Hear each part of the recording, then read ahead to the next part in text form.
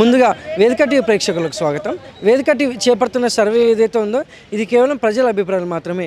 వేదిక టీవీ అభిప్రాయం కాదు. నిజాన్ని నిర్భయంగా ప్రజలతో మాట్లాడి చర్చించడానికి వేదిక టీవీ ఎల్లప్పుడూ కృషి చేస్తుంది. ఇందులో భాగంగా రంగారెడ్డి జిల్లా ఇబ్రహీంపట్నం మార్కెట్ యార్డ్కి రావడం జరిగింది.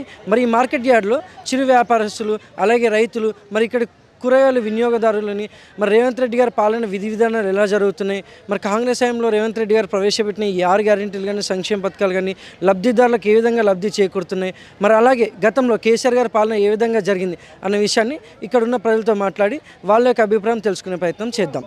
రిపోర్టర్ కార్తిక్ గౌడ్, వేదిక టీవీ. నమస్తే సార్. చెప్పండి సార్. మీ పేరు సార్? మా పేరు యాదగిరి. ఏం చేస్తుంటారు సార్? మేము డైలీగా వెజిటేబుల్ మార్కెటింగ్ చేస్తాము. ఇక్కడ మార్కెట్లో డెవలపింగ్ లేదు.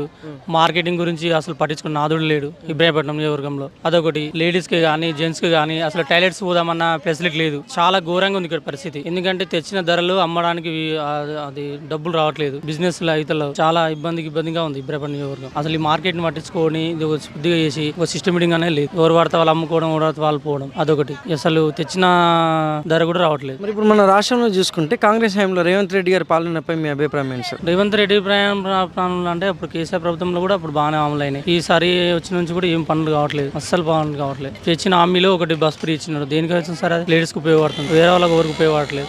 అడ్డమైన తిరుగులు తిరుగుతున్నారు. అంతవరకు మించి ఎవరికి నష్టం జరుగుతుంది కానీ లాభం అయితే లేదు. మరి గతంలో కేసీఆర్ గారి పాలనపై మీ అభిప్రాయం ఏంటి? కేసీఆర్ పాలనలో కూడా బాగుంది. అప్పుడు కూడా ఇప్పటికైనా అప్పుడు కూడా బాగుంది. ఏమి ఇవ్వలేదు. చేసిన పనులైనా అమలు అవుతున్నాయి, అయినాయి. ఇప్పుడు ఏది ఒక్కటి కూడా అమలు కావట్లేదు. Thank you sir. నమస్తే అమ్మా. నమస్తే. మీ పేరమ్మా? అచ్చాలి. ఏం చేస్తుంటారమ్మా? రైతు. గ్రామం, మండలం? మంచాల మండలం. సీఎం రేవంత్ రెడ్డి గారి పాలనపై మీ అభిప్రాయం ఏంటమ్మా? సీఎం రేవంత్ రెడ్డి అంటే అన్ని గుట్టలు లేవు. గుట్టల భూమి ఉండే మాకు 5 ఎకరాలు కూడా లేవు. 50 ఎకరాలు కట్ చేసి మా పెద్దపాలు అది రైతు బంధు రాలే.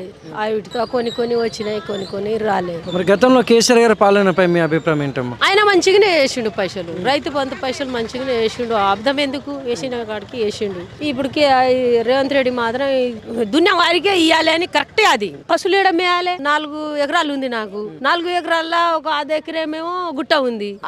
అందులో పశువులు మేపుకుంటా ఇంట్లో దున్నుకుంటా అది పైసలు కట్ చేసాడు. థ్యాంక్స్ అమ్మా. నమస్తే సార్. నమస్తే అండి. మీ పేరు సార్? నా పేరు కుమార్ అండి. ఏం చేస్తుంటారు సార్?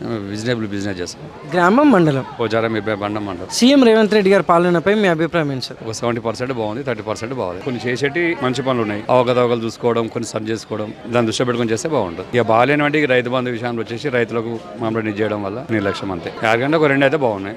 గ్రామాలలో కూడా అందుతున్నాయండి. మరి గతంలో కేసీఆర్ గారి పాలనపై మీ అభిప్రాయం ఏంటి సార్? అది కూడా మంచిగా ఉంది. అది చాలా బాగానే ఉంది. ఏ విధంగా అంటే రైతు బంధు అవి కొత్తగా తెచ్చింది ఆయనే కదా, స్కీమ్ తెచ్చింది. రైతులకు నీళ్లు తేవడం, అది తేవడం కూడా చాలా మంచిగా చేసింది కదా. ఆయన కూడా తప్పుపడాల్సిన పని ఏం లేదు. ఆయన కూడా చాలా మంచి వ్యక్తి, చాలా మంచి పనులు చేసింది. Thank you sir. వెల్కమ్. నమస్తే సార్. నమస్తే. మీ పేరు సార్? మల్లేష్. ఏం చేస్తుంటారు sir? Auto driver. CM Revanth Reddy గారి పాలనపై మీ అభిప్రాయం ఏంటి సార్? ఏం పాలన ఏముంది అయినది?